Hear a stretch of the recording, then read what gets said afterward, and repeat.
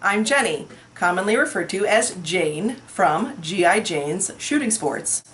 And today I'm going to talk to you about the 4 universal firearm safety rules.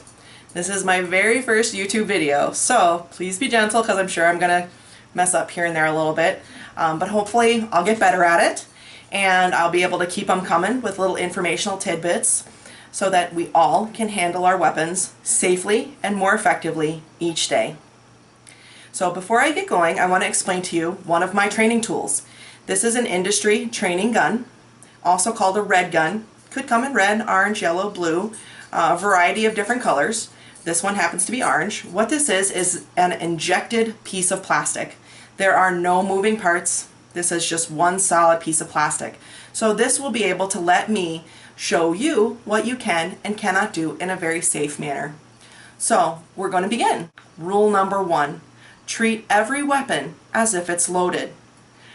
Whether you just put it down 15 minutes ago, or you knew where you were last handling it in your safe or in your nightstand, or if your very best friend in the whole wide world just handed you this firearm and you trust them implicitly with your life, you want to treat that weapon as if it's loaded. There are far too many accidents that occur because someone wasn't familiar and they didn't know. Oh, I didn't know it was loaded. I didn't know there was a round in the chamber. And then before you know it, accident happens. A negligent discharge, and you can't take that bullet back. Folks, it hurts. It's unpleasant to be shot, so we don't want to shoot yourself or anybody else. So we're going to treat every weapon as if it's loaded. Rule number 2.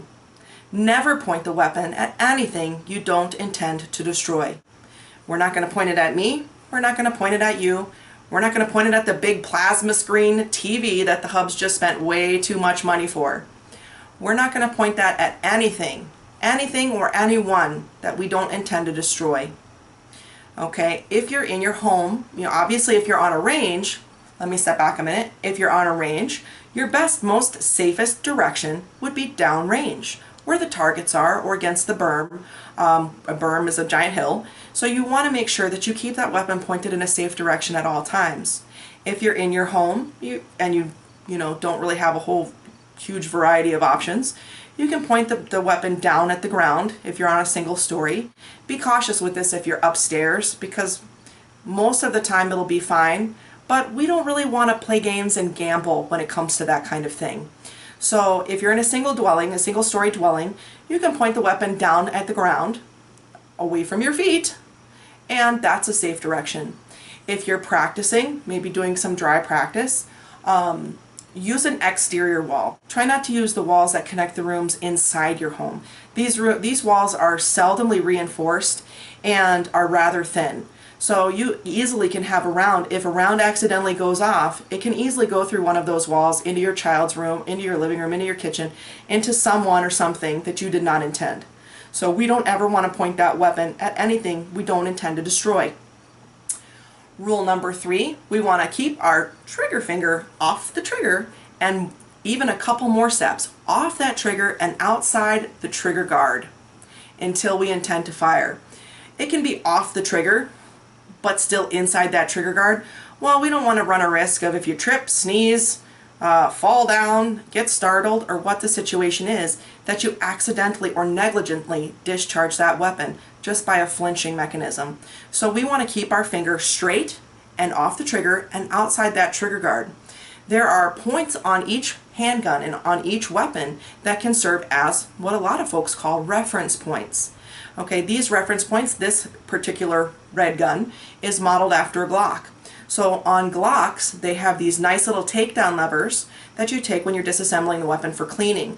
And they're nice and jagged, so it gives your finger a nice rough spot to feel, so you're not having to look at your firearm. You can feel for that reference point, and then you know for a fact your finger is far away from that trigger.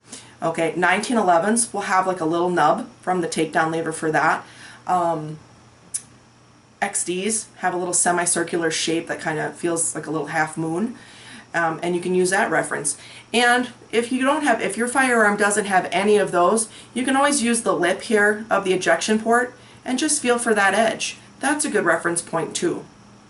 So we want to keep that finger straight and off the trigger, outside the trigger guard, preferably on a reference point, until we intend to fire. The last rule is one of the most important rules for concealed weapon permit carriers or holders. Rule 4, know what your target is and what is in front of your target and behind your target. This is especially important, like I said, on the street, when you're in an environment that has other people milling around. If you have someone and you're taking oncoming fire from an attacker, you certainly want to know who your attacker is. That's obviously your target.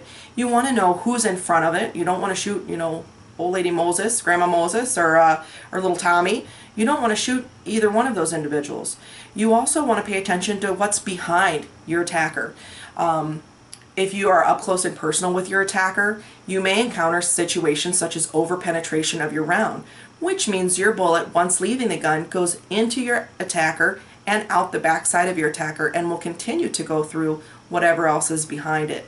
So we want to avoid and minimize, if at all possible, we want to minimize and or reduce or eliminate. Minimize is reduce, so we want to reduce or eliminate the possibility of having that bullet go into something or someone that we did not intend for it to go into. You can never get those bullets back, folks. Once they leave your guns, that's it, they're out there. And each one of those bullets holds a heavy responsibility and liability attached to it. So again, last rule, rule 4, know your target and what's in front of and behind it. So let's go over all 4 again. Number 1, treat your weapon and treat every weapon as if it's loaded. Treat every firearm specifically as if it's loaded. Rule number 2, never point a weapon or firearm at anything you don't intend to destroy.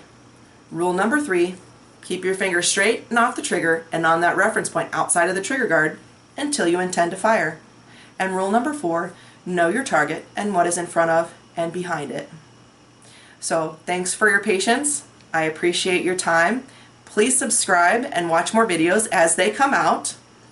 And again, signing off, this is Jane with G.I. Jane Shooting Sports. Have a great day and stay safe shooting.